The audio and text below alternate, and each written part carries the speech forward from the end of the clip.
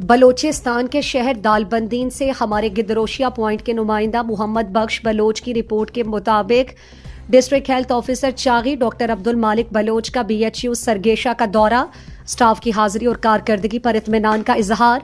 Staff इसी तरह हाजिरी को यकीनी बनाकर मरीजों की खिदमत करे।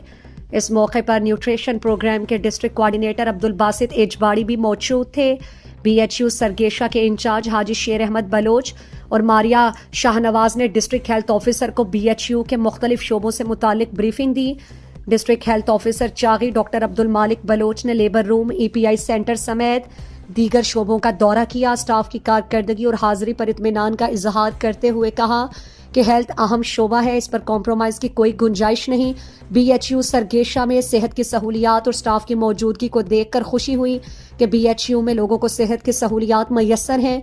महकमा हेल्थ BHU को मज़ीद फ़ाल बनाने के लिए हर तरह के इकदाम करेंगे। BHU में जल्द TB कंट्रोल प्रोग्राम को शुरू करेंगे और लेबॉर्ट्री को मज़ीद फंक्शनल करके लोगों को सहूलियात मुहैया करेंगे। बलोचिस्तान की ताज़ा तरीन खबरों से बाखबर रहने के लिए गिदरोशिया पॉइंट चैनल को YouTube पर सब्सक्राइब करें और Facebook, Instagram और TikTok पर फॉलो करें ताकि आपसे कोई खबर रह न जाए।